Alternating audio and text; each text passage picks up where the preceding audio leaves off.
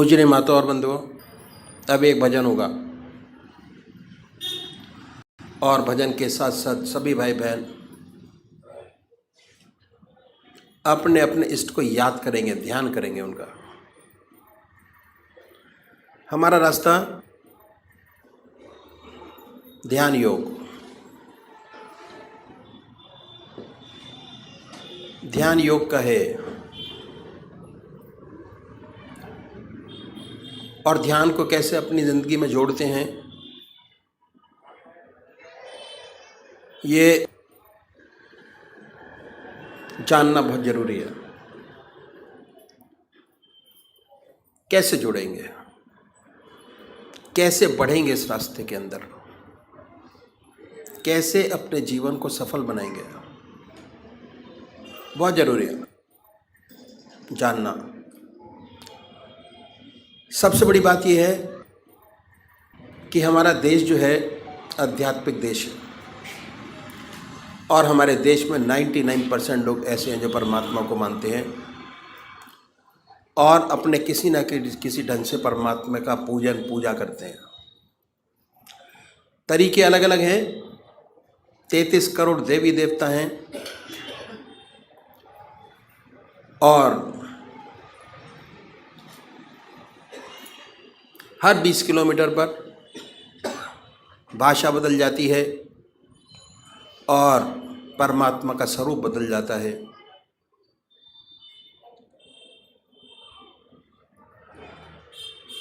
तो हम सब लोग जानते हैं कि परमात्मा ने हमें विवेक बुद्धि दी है, कर्म करने का अधिकार दिया है। बाकी 84 लाख योनियाँ भोग योनियाँ हैं। कितना सुंदर परमात्मा ने ये योनि हमको दी। परमात्मा की साया जब से पैदा हुए तब से हमारे साथ है और जब हम इस जहान को छोड़ के जाएंगे तब भी हमारे साथ है। समझने की ज़रूरत है कि कैसे परमात्मा की कृपा जन्म से अंत तक हमारे साथ है और ये मनुष्य जीवन के अंदर ही समझा जा सकता है और कोई योनि ऐसी नहीं है जो समझा सकती हो। परमात्मा ने बड़ी असीम दया कृपा कर कर्म को मनुष्य योनि प्रदान की। सबसे बड़ी देन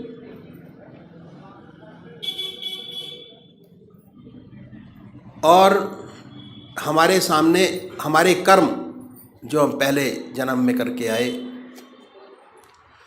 कितने जन्मों के सत्कर्म हैं हमारी आत्मा के साथ, वो ये कि हमको परमात्मा ने फ्री कर दिया। बिल्कुल सब कुछ किया जा सकता है और जो आज कर रहे हैं उसका फल भोग आगे प्राप्त करेंगे। तो इसलिए जिस कर्म को पहले करके आए, अगर उसी कर्म को बढ़ाएंगे, हमारा जीवन बड़ा सुंदर और ये जीवन क्या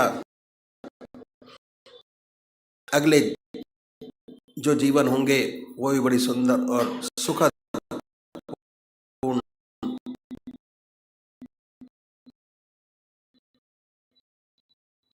व्यतीत होंगे। ये तो हो गई प्रेजेंट। तो सबसे पहले हमको क्या करना है, हम मंदिर जाते हैं, भजन करते हैं, कीर्तन करते हैं, आरती करते हैं। ये पहले तरीके की पूजा, फर्स्ट स्टेप ऑफ पूजा। मंदिर जाना, भगवान जी को निलाना, भक्ति भाव, फर्स्ट टाइम पूजा पहले।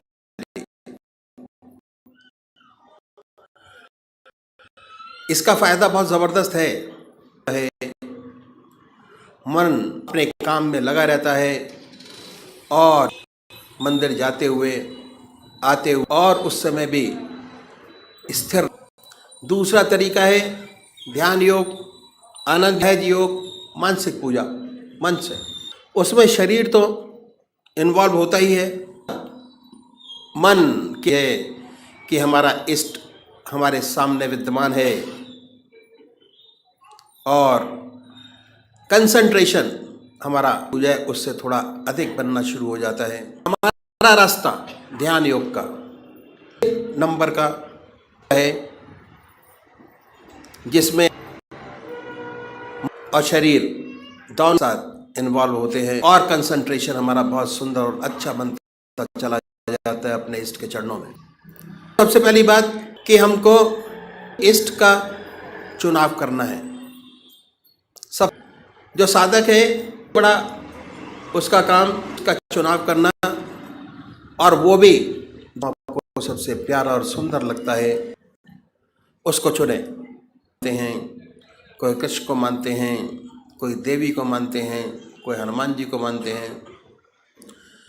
जो जिसका इष्ट है 33 करोड़ देवी देवता में अपने इष्ट को चुन लीजिए, जो आपकी आत्मा को सबसे प्यारा लगता है। दो बड़े प्यार से बैठिए, सुखासन से। वो भी निश्चित कीजिए कि कौन सा आसन आपके लगता है सबसे ज्यादा सुख हो, उस आसन पर बैठें। उसके बाद धूप बत्ती अगरबत्ती जलाएं, धूप दीप करें, वातावरण शुद्ध करें, मन प्रसन्न हो। उसके बाद बड़े प्यार से बैठिए। अगर कोई भजन आपको आता है तो गाइए, नहीं आता तो भावना बनाएं। उसके बाद ये महसूस करें कि जो हमारा परमात्मा है, इसमें परमात्मा की सबसे ऊंची भावना डाली हुई, जो आपकी आत्मा को सबसे प्यारा लगता है, को ये महसूस सामने विद्यमान है, आपके सामने सह शरीर बैठा हुआ है। अब वो फोटो में नहीं है,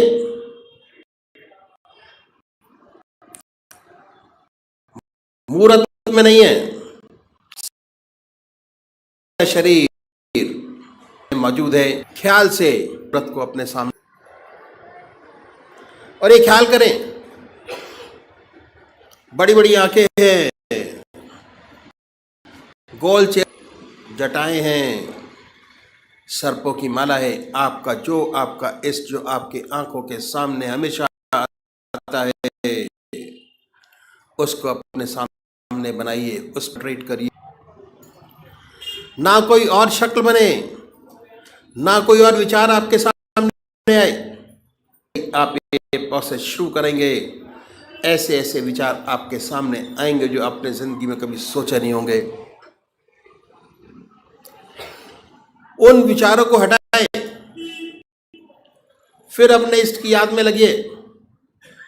फिर अपने विचार को हटाएं, अपने इष्ट की याद में लगिए।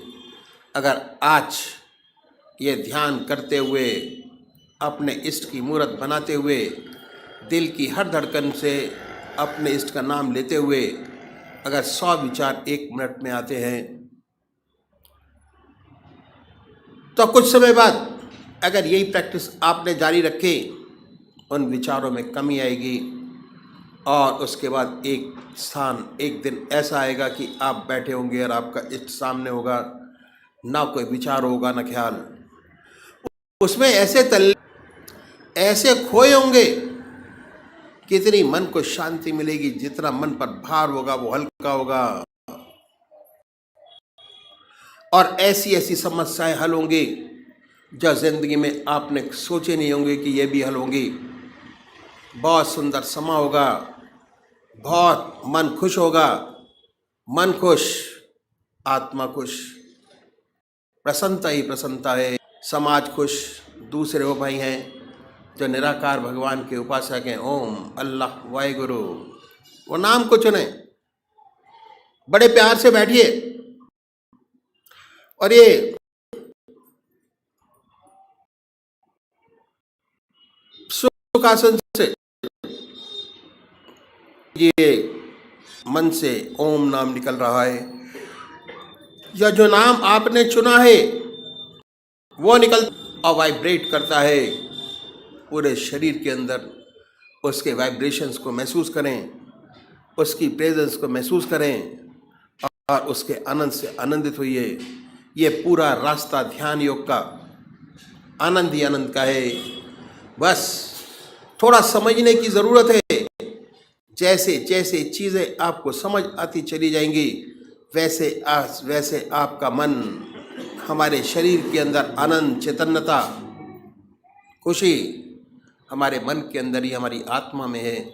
जैसे जैसे उसकी पहचान होती चली जाएगी, उसके नज़दीक होते चले जाएंगे, आप आनंदित रहेंगे और सुंदर काम होगा, समाज की बेहतरी होगी और बड़ी सुंदर अवस्था आपकी होगी। तो अभी एक भजन होगा, भजन के साथ साथ सब अपने अपने इष्ट का ध्यान करेंगे। मेरा मालिक सब जहाँ एक है, फिर काहे का द्वेष। कृष्ण कहे बस देख तू और चल हमरे देश। हंसा निकल गया पिंजड़े से, खाली पड़ी रहे तस्वीर। हंसा निकल गया पिंजड़े से, ओ खाली पड़ी रहे तस्वीर। पड़ी रहे तस्वीर, खाली पड़ी रहे तस्वीर। हंसा निकल गया खाली पड़ी रहे तस्वीर। जम के दूत लेवण को आए, तनिक धरे ना धीर। जम के दूत लेवण को आए, तनिक धरे ना धीर। अरे मार मार के प्राण निकाले, मार मार के प्राण निकाले, नैनो झलके नीर।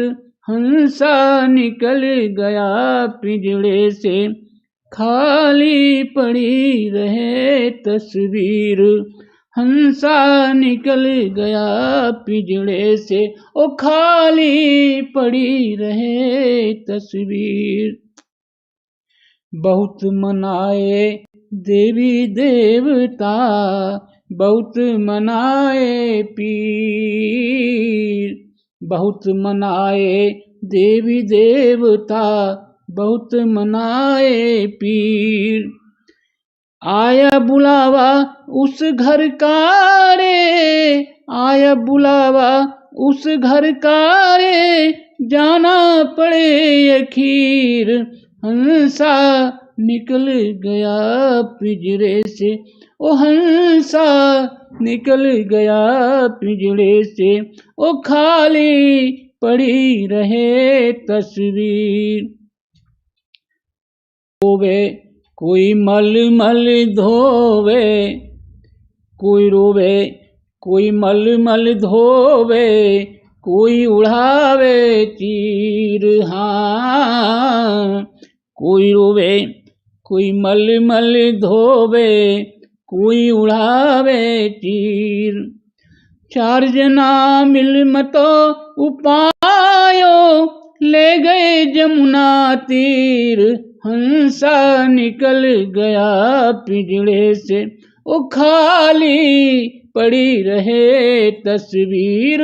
हंसा निकल गया पिंजड़े से, खाली पड़ी रहे तस्वीर।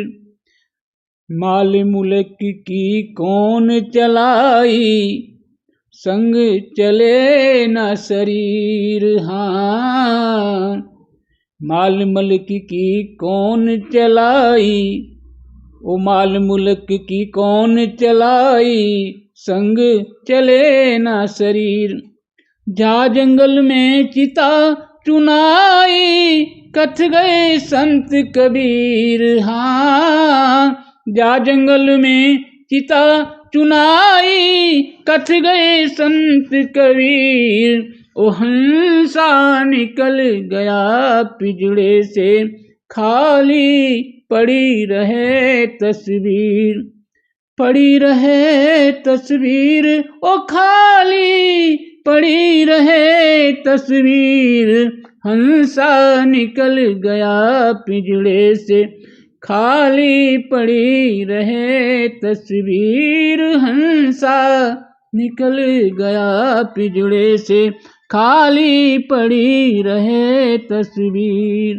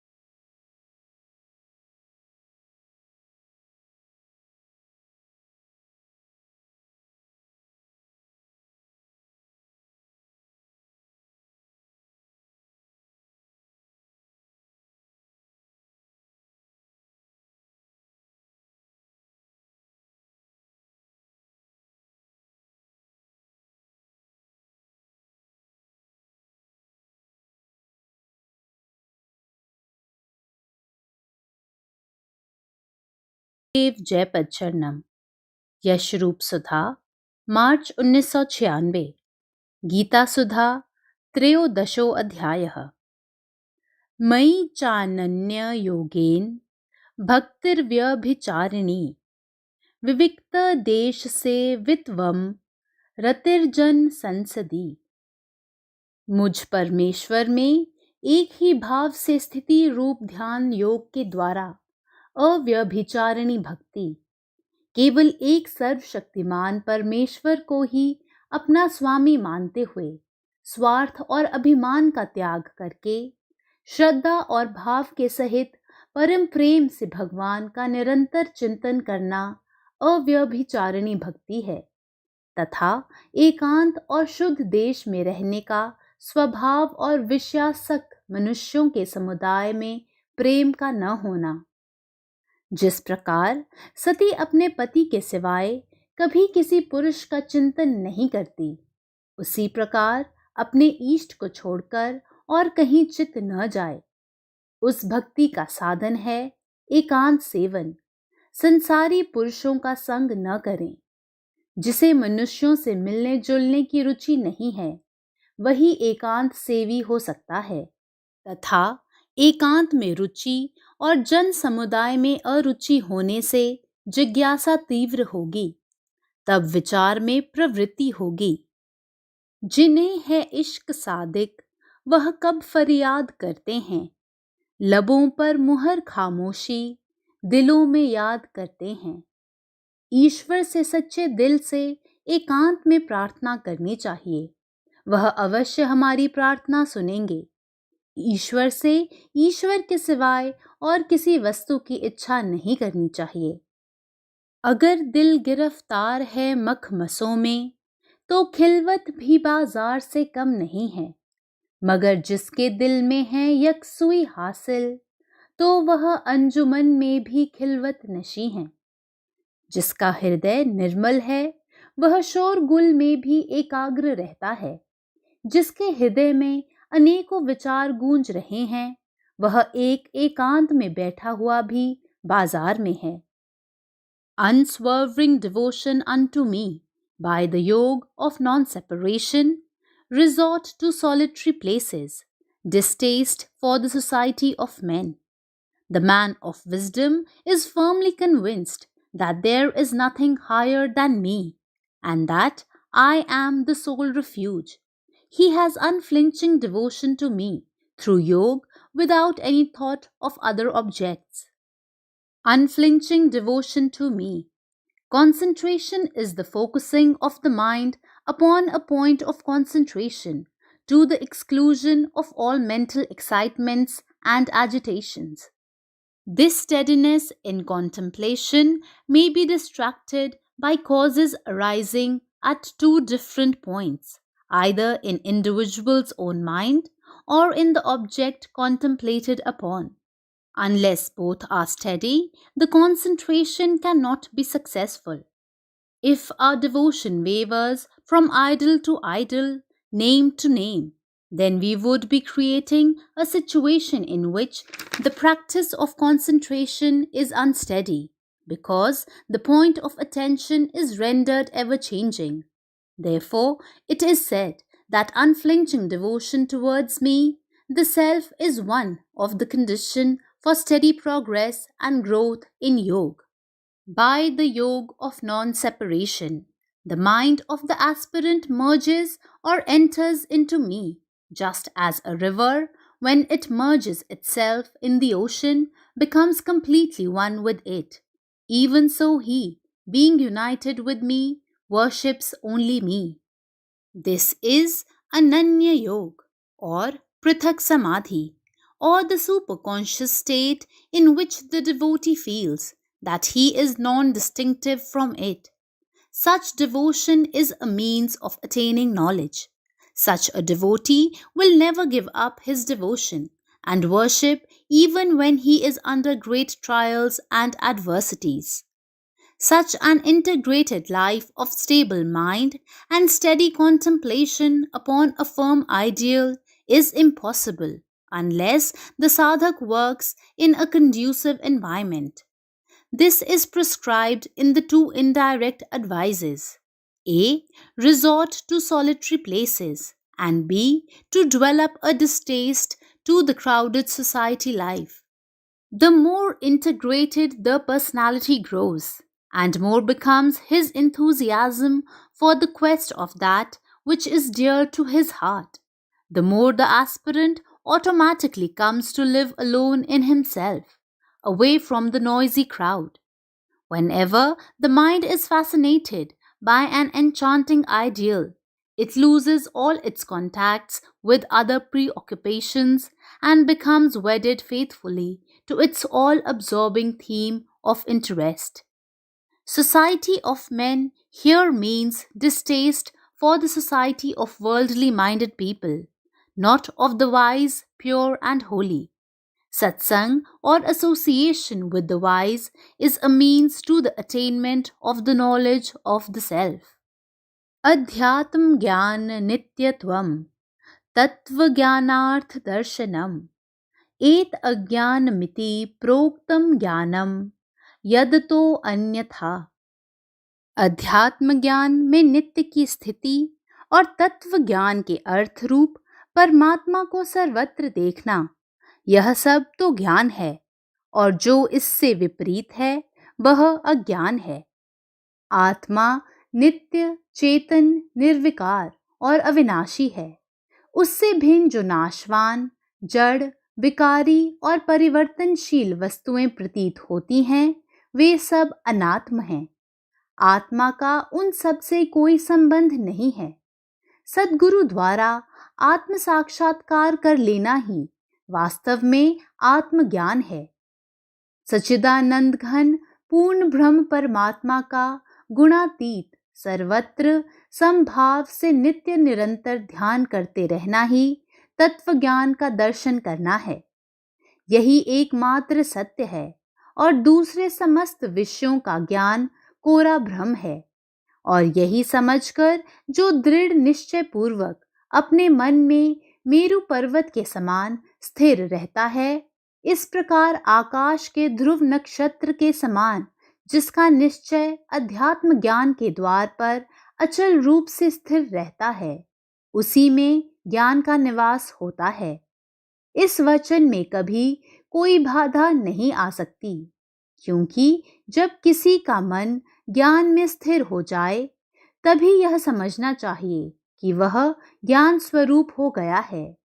यदि ज्ञान के प्रकाश से आत्म साक्षात्कार न हो पाए एवं परमात्म तत्व न दिखाई पड़े, तो वह ज्ञान स्फूर्ति ही बिल्कुल अंधी ठहरती। इसलिए बुद्धि में इतनी निर्मलता आनी चाहिए कि ज्ञान जो जो वस्तुएं दिखलाए, वे सब परमात्म वस्तु के स्वरूप में ही दिखाई पड़े। वास्तव में ज्ञान तेज के साथ जिसकी वस्तु ज्ञेय वस्तु तक जा पहुंचती है, वह मानो आत्म तत्व को प्रत्यक्ष हाथ से ही स्पर्श कर लेता है। ऐसी अवस्था में, हे अर्जुन, यदि ऐसे पुरुष को प्रत्यक्ष ज्ञान ही कहा जाए, तो इसमें आश्चर्य ही क्या है। सूर्य तो सूर्य ही ठहरा, भला उसके स्पष्टीकरण की भी कभी कोई आवश्यकता होती है? यदि वास्तविक दृष्टि से देखा जाए, तो जब मनुष्य की समझ में ज्ञान का स्वरूप अच्छी तरह आ जाता है, तब सहज ही में यह बात भी उसकी समझ में आ जाती है कि अज्ञान किसे कहते हैं। क्योंकि हे अर्जुन, जो ज्ञान नहीं है वह आप से आप अज्ञान सिद्ध हो जाता है। जो केवल महत्व या प्रतिष्ठा प्राप्त करने के लिए ही जीता है, जो केवल मान की ही प्रतीक्षा करता रहता है और आदर सत्कार होने से ही जिसका संतोष होता है, अपने उच्च पद से कभी नीचे नहीं उतरना चाहता है, आडंबरपूर्ण शब्दों में अपने पुण्य कर्मों की घोषणा करता रहता है, जो अपनी विद्या का विस्तृत वर्णन करता रहता है, अपने पुण्य कर्मों का ढिंडोरा पीटता रहता है और प्रत्येक कार्य केवल लौकिक कीर्ति प्राप्त करने के उद्देश्य से ही करता है, जो अपने शरीर का ऊपरी ठाट बाट बहुत बढ़िया रखता है, उन लोगों को धोखे में रखता है जो उसके फेर में पड़ते हैं या उसके अनुगामी बनते हैं। उसे अज्ञान की खान ही समझना चाहिए। जो अपने आचार से अपने धर्म के पैरों को कुचलता है और यम नियमों को निराश करता है, जो पाप से बिल्कुल नहीं डरता और पुण्य के प्रति जिसका अनुराग नहीं होता, जो लज्जा की बेल को जड़ से ही उखाड़ फेंकता है, जो अपनी परंपरा की कुछ भी परवाह नहीं करता और इस बात का निर्णय करना कभी जानता ही नहीं कि कौन सा काम करने योग्य है और कौन सा करने योग्य नहीं है, जिसका चित्त विश्व में उसी तरह सब प्रकार के बंधनों को तोड़कर भरमाता रहता है जिस प्रकार अंधा हाथी चारों ओर घूमता रहता है, वही पूरा पूरा अज्ञानी होता है।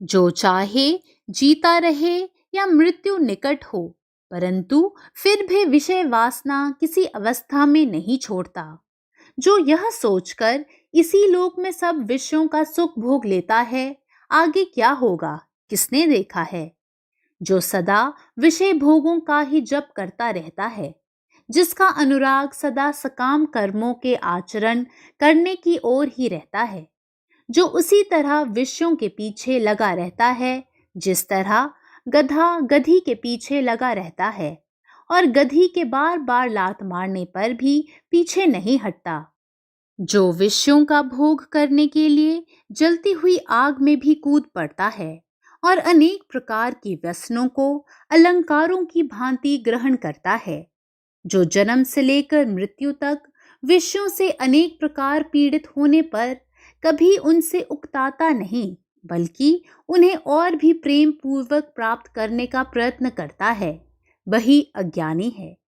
जो अपनी समस्त इंद्रियों से उसी प्रकार स्त्री से एकाग्र भाव से अनुराग रखता है, जिस प्रकार महाज्ञानी पुरुषों का चित्त केवल ब्रह्म में ही रमण करता है और उस ब्रह्म के सामने उसके समस्त व्यवहारों का लोप हो जाता है, जो स्त्री संबंधी अनुराग के सामने लज्जा एवं हानि को कोई चीज ही नहीं समझता और न लोकापवाद ही सुनता है, जो सदा स्त्री की इच्छा की आराधना करता है, अर्थात स्त्री ही की इच्छा अनुसार चलता है और उसके फेर में पड़कर उसी प्रकार नाचता है जिस प्रकार मदारी का बंदर नाचता है, परंतु जो इस बात का कुछ भी विचार नहीं करता कि अमुक बात को करने से मुझे पाप होगा और आगे चलकर नरक की यातना भोगनी पड़ेगी, उस पुरुष की संगति से इस संसार में अज्ञान इतना अधिक बलवान हो जाता है कि वह ज्ञानी लोगों को भी भ्रम में डाल देता है।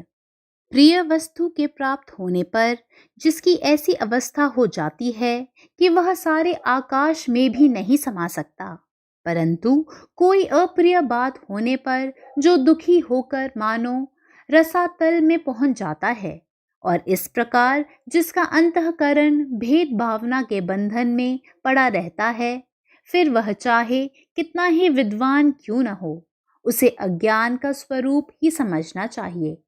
इसी प्रकार हे अर्जुन, जो ऊपर से दिखलाने के लिए तो मेरी भक्ति करता है, परंतु वास्तव में जिसकी सारी दृष्टि विषय सुखों को संपादित करने की ओर रहती है, और जब इस प्रकार की भक्ति करने पर इच्छित विषय प्राप्त नहीं होता, तब जो यह कहकर तत्काल ही मेरी भक्ति छोड़ देता है कि यह सारी भक्ति निरर्थक है, जो किसी नए गुरु संप्रदाय का विशेष ठाट बाट देखकर उसी के फेर में पड़ जाता है और अपने गुरु की अवहेलना करता है, जो सजीव प्राणियों के साथ निर्दयतापूर्ण व्यवहार करता है, परंतु वृक्ष और पाषाण आदि स्थावर पदार्थों को देवता समझकर उनकी पूजा करता है, और इस प्रकार जिसकी एकनिष्ठ श्रद्धा किसी पर नहीं होती, जो घर में तो मेरी मूर्ति स्थापित करता है, परंतु मन्नतें दूसरे देवताओं की मानता है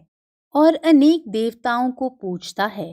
तात्पर्य यह है कि इस प्रकार जो पुरुष नाना प्रकार के और सभी देवताओं की आराधना और उपासना करता है और इस प्रकार की धांधली से जो निरंतर भक्ति करता है और क्षण भर भी शांत नहीं रहता, बराबर सभी देवताओं की ओर दौड़ता दिखाई देता है, उसके संबंध में तुम यह समझ लो कि वह भक्त मूर्तिमान अज्ञान ही है।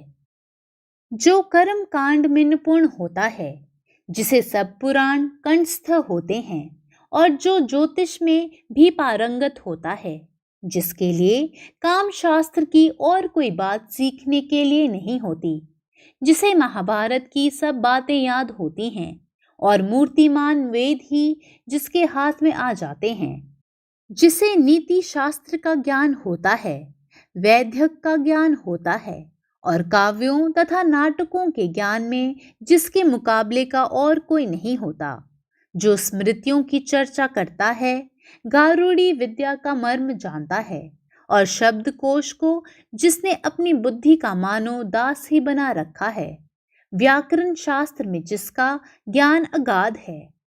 तात्पर्य यह है कि जो सभी विषयों का बहुत अच्छा ज्ञाता है, परंतु फिर भी एकमात्र अध्यात्म विद्या में जो सचमुच जन्मांध है, जो अध्यात्म शास्त्र को छोड़कर बाकी सभी शास्त्रों के सिद्धांतों का प्रतिपादन कर सकता है, उसको इस प्रकार के ज्ञान निरर्थक है। मोर के सारे शरीर में पंख होते हैं और उन सभी पंखों पर नेत्र भी होते हैं, परंतु जिस प्रकार उन सभी नेत्रों में दृष्टि का अभाव होता है, उसी प्रकार इस ज्ञान में भी वास्तविक दृष्टि का अभाव होता है।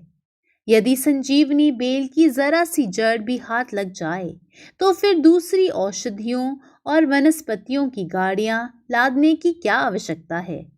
इसी प्रकार एक अध्यात्म शास्त्र के बिना दूसरे शास्त्र अपनी अपूर्णता के कारण केवल निष्फल और भ्रामक होते हैं। इसीलिए हे अर्जुन, जिस पढ़े लिखे मूर्ख को अध्यात्म ज्ञान का बोध न हो, उसके शरीर को अज्ञान का मंदिर ही समझना चाहिए। Constancy in self-knowledge, perception of the end of true knowledge. This is declared to be knowledge, and what is opposed of it is ignorance. In this concluding stanza of this section, explaining the various essential qualifications in a seeker, the Lord adds to the already explained list of 18 qualifications 2 more items: constancy in self-knowledge and understanding the end of true knowledge. Constancy in self-knowledge. All the dispositions elaborated from the 7th stanza up to this contribute gently to the development of wisdom, the divine eye, and the intuitive faculty leading to the realization of Brahm. These dispositions are all called Gyan because of their great and unfailing contribution to it. The knowledge of the self is to be lived and not to be merely learnt. If self is one everywhere and the self alone is real, the aspirant should try to live as the self on all his personality layers. This constancy of living the spiritual knowledge in all the levels of one's contacts with the world outside is one of the unavoidable practices a seeker should always keep up.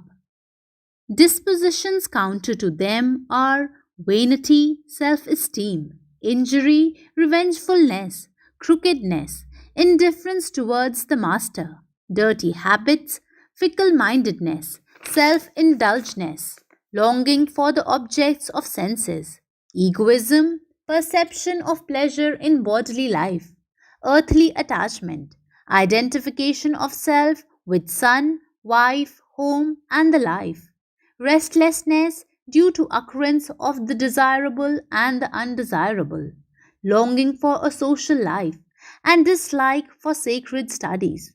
People inclined in these ways contaminate their minds. They do not grow in wisdom and self-knowledge.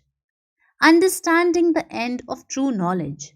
To remember constantly the true goal of our life is to add more enthusiasm to our activities.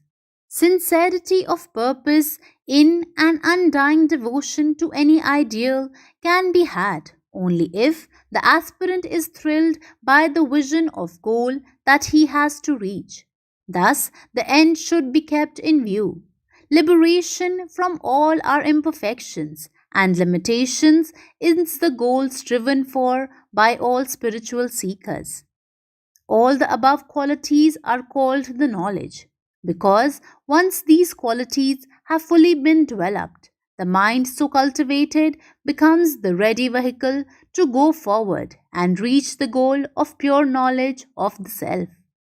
How is it that we are not able to contact Ishwar, who is all pervading? Standing by the side of a pond covered with moss and reeds, one feels inclined to think that there is no water in it. But the moss has to be pushed aside to see the water below. Similarly, Maya, with her concealing power, has to be brushed aside from our mind before we are blessed with a vision of the all pervading Ishwar. Om.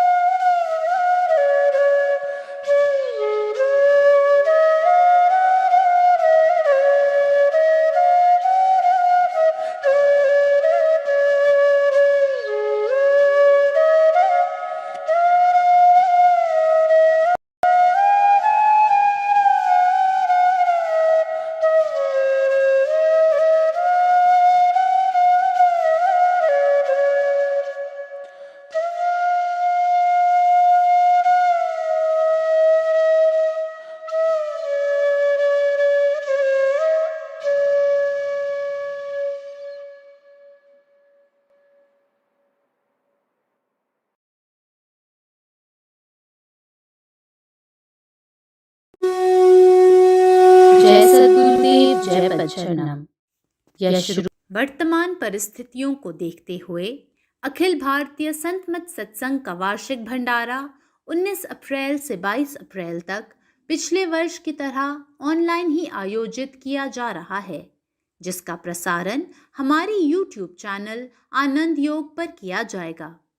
वार्षिक भंडारे के सभी कार्यक्रम निश्चित समय अनुसार ही रहेंगे, जैसे कि विस्तृत कार्यक्रम के पैम्फलेट्स के द्वारा आप सबको सूचित किया जा चुका है।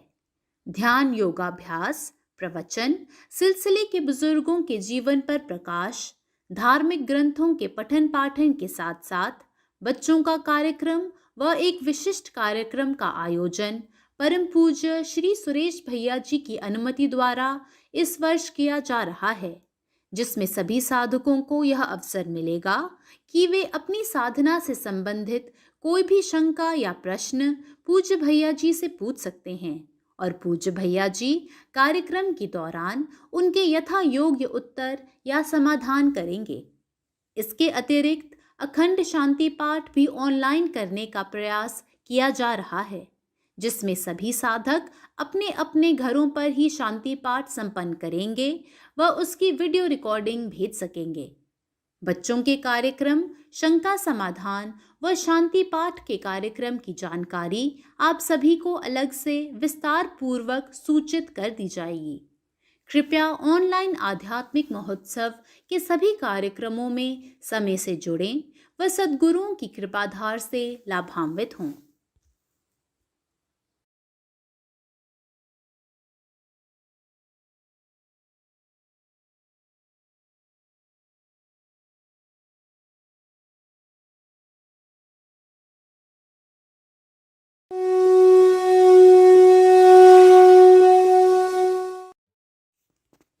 वर्तमान परिस्थितियों को देखते हुए अखिल भारतीय संत मत सत्संग का वार्षिक भंडारा 19 अप्रैल से 22 अप्रैल तक पिछले वर्ष की तरह ऑनलाइन ही आयोजित किया जा रहा है, जिसका प्रसारण हमारी YouTube चैनल आनंद योग पर किया जाएगा। वार्षिक भंडारे के सभी कार्यक्रम निश्चित समय अनुसार ही रहेंगे, जैसे कि विस्तृत कार्यक्रम के पैम्फलेट्स के द्वारा आप सबको सूचित किया जा चुका है।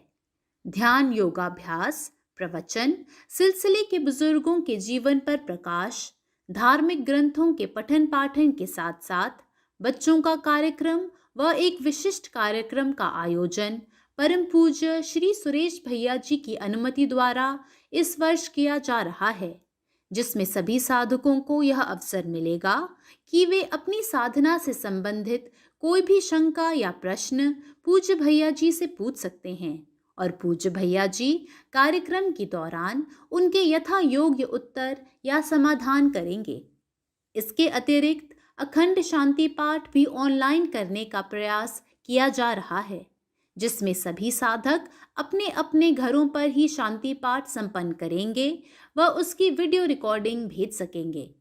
बच्चों के कार्यक्रम, शंका समाधान व शांति पाठ के कार्यक्रम की जानकारी आप सभी को अलग से विस्तार पूर्वक सूचित कर दी जाएगी। कृपया ऑनलाइन आध्यात्मिक महोत्सव के सभी कार्यक्रमों में समय से जुड़ें व सद्गुरुओं की कृपाधार से लाभान्वित हों।